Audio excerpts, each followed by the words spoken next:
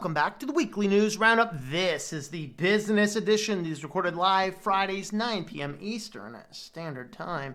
Before we jump on in, if you are a person that needs to use a VPN, maybe you're stuck in lockdown and you want to at least pretend you're somewhere else, hey, look at private internet access. For $40, you can get, for $40, you can get an entire year of access. And they actually do block out ad networks, a lot of other trackers, things like this. You can connect up to 10 devices simultaneously. Have a look at my link if you are in need of one of them. So let's jump on into the business news. We actually have two news updates before we dive in. Number one, ICANN blocks the controversial sale of .org domain to a privacy equity firm. They're like, privatizing .org isn't in the public's interest. No kidding. We've been telling you that for a long time. But at least they did finally wake up. So the .orgs is not going to be sold for $1 billion to a private equity corp. So your .org domain names are going to be safe. That is an update. We've talked about that a few times. Not going to spend any more time on that one. Second update. We talked about this one. Quint, are you still around? There was a lawsuit about the Georgia law. The official copy of the Georgia law, which contained annotations, was locked behind a paywall, and you had to buy a subscription service to gain access to the official copy of the Georgia law online. You could still buy the books, which you can do in most places. The question is, could you get the law for free on the internet? And since Georgia, the company that Georgia outsourced the law to with the annotations, which was the final legal version, then the Supreme Court, is it? No, it's the, what was it? Yeah, Supreme Court rules that no, Georgia cannot put the law behind the paywall. So you guys in Georgia, good luck for you. You can still access the law without paying for it, and LexisNexis got a Supreme Court whack in the face. Boom! Can't do that. So that was, I completely expected that to happen because anything the government does is public domain. Of course, if you want to buy a copy, obviously that costs money because you're actually buying a material books, but making it available for free. If the basically ruling in the United States, if it's on the internet, it's got to be free. Period. All right, on to the new news and on to the great and awesome, amazing news. This actually comes last year. IBM bought Red Hat. Of course, Fedora is the testing arm for Red Hat. Makes sense that Lenovo, an IBM brand computer under the IBM label, now is going to have an OEM Linux laptop pre-purchasable. So you will now be able to get Lenovo laptops with Fedora pre-installed. Amazing win for Linux. And Lenovo's are good computers. We're talking ThinkPads. We're talking, other Lenovo computers are really good computers. And now you can actually get them with an OEM Fedora installed out of the box. Totally awesome news. Linux is busting its way into the real world, and that is totally, totally awesome. Do I care it's Fedora? No, I think Fedora is just fine. Not the most user-friendly out of the box, but hey, you know what? At least it's a Linux distribution that actually works very well. So that's cool. I wonder if they're going to give us an option to enable those, buying with the computer, bundle with the computer, an ability to buy it with the codecs installed. That would be an awesome thing to add to that, because that's the one thing that Fedora is a little bit harder on, is not telling you out of the box that you do need to install those. However, the Fedora philosophy doesn't necessarily do that, and so, hey, whatever that happens to be. All right, now Petnet shuts down its service. So we talked about there was a service disruption of Petnet. Would you stop? It's time to update my ad services again. And this one too. Stop. All right. So we actually talked about the service disruption. Well, apparently they've been having a lot of issues around the curriculum vitae situation, and they just decided they're going to shut down entirely. So all you people that bought your smart pet feeders and all this kind of stuff, yeah, sorry, they're done.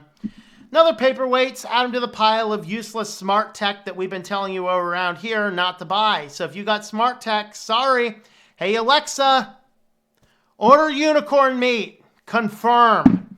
All right. You guys relying on smart tech? You got some unicorn meat now.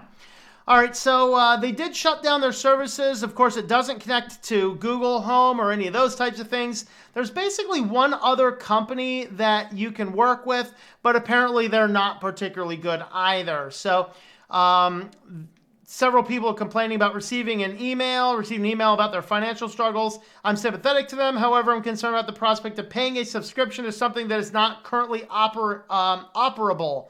What insurance would customers have that connectivity will be? Whatever. Just got the email from Petnet and it's shady AF. Response is BS and using the virus as an excuse for their ineptitude. A subscription model. Really? Why not from the start then? Yeah. So, asking from Petnet, ask subscription. So I think what happened is the company itself is shutting down. They're moving over to a third party to manage everything. It's the only way your Petnet system will still function. And I guess that's where the subscription is coming from. Guys, okay, let's go ahead and get some professional thoughts. Kitty.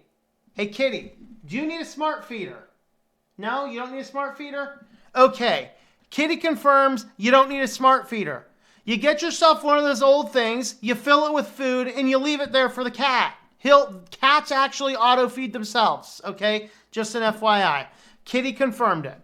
All right? So, whatever, people. Whatever. I mean, I don't know. Don't. Subscription services, IoT, cat feeders, my lands. Hey, at least you're not like, go Fluffy, go! Go Fluffy, go! With the cat automated smart cat litter box. Texting you when the cat's doing his business. Great. The cat's like, dude, don't show me again. All right, UPS and CVS will offer a prescription drug delivery to a Florida community via drones. That's exciting. So, drone drug deliveries. Very nice. They actually first tested this back in, was it October or November, I think? They had a couple successful launches. They decided that, hey, starting May 4th, I think they said, on May the 4th be with you, then you can actually now in Florida sign up and have UPS deliver your drugs from CVS via drone. I can just imagine the new model out of this, right? You used to have all these problems with the drug peddlers down there. Not like the illegal guys on the street, but there was this big problem in Florida with the drug clinics. And they would take cash only, and you could pretty much get in there and get anything that you wanted. It was basically like legalized drug dealing, street dealing. And then you had these interstate roads. They had names for them. I forget what they call them. Where you could just take the interstate on down, pick up a massive load of drugs, come on back up, and sell them on the black market in your town. Why not, right? And so now we're gonna have like the drones are carrying the drugs down. They're gonna have the high tech drug dealers. So they're gonna be out there with EMP cannons. Boom! Shoot the drone out of the sky. Boom! Grab the drugs, run off with them. I mean, come on, guys. That's what's gonna happen. So, that's interesting. Are you a customer of this? Let me know. Are you a customer of that? I'm curious to know. Inquiring minds want to know. Amazon is cracking down on internal communications after a surge in worker activism. They are very sad about their curriculum vitas at Amazon, and there's a lot of organization that was going along on internal company mail servers. So they pretty much prevented the low-level employees from being able to use the mail servers. So now in order to use the mail service for anything, you actually need to get permission from your supervisor because, Amazon does not really want everybody communicating all over the place. And on to our last story, the Equifax breach. And yes, if you're new to this channel, we don't call it Equifax. It has lost our respect. It is now Equifax. So the Equifax data breach had occurred. And there was the settlement that would basically give, the Americans like $20 or something because Equifax decided not to upgrade a known vulnerability in an Apache server, and they basically leaked every single adult American's information onto the black market. And a bunch of people that didn't even want to do business with them to begin with, that had no authorization to do business with them to begin with, and the government comes by and says, it's like, you got to pay people $20, but if they don't have credit monitoring service, you can give them a free trial for credit monitoring service that they'll have to that they'll have to pay for when the free trial runs out. If they don't have it, then you can give that to them instead. If they do have it, then you give them $20. Well, it turns out that after 275 days, not a single person has been received anything. Hey, government, can we take all of the directors at Equifax and lock them in jail? Every one of them. Close the business down, seize their assets, send all the executives to jail, take all the money that they have, and divide it among all of the Americans. Period. Very simple. And you do that type of stuff, and you're going to clean up corporate America in a flash heartbeat. Because this is absolutely asinine that I don't want to do business with them. I don't want to borrow money. I don't use these credit cards. I don't want them to be doing credit checks. I don't want them scooping up my data. I don't want them selling it. I want nothing to do with the company. Nevertheless, they leaked my data out among with everybody else's data, and I don't get jack nothing for it because guess what? I ain't getting your credit monitoring service because a credit monitoring service is a completely useless product. All it does is, ooh, someone accessed your credit. Shut up. If you didn't have my credit available to access, it wouldn't be a problem to begin with. So government, you got to close this company down and the other ones like it. Let's go back to the old idea where we'd sit down with a banker and do manual underwriting, and the banker will look at your information and say, yeah, we see you've had a job for a while. We see that you pay your bills on time. We see that you have money in a savings account. Sure, we'll apply you a loan. Rather than number 685. Yes. No.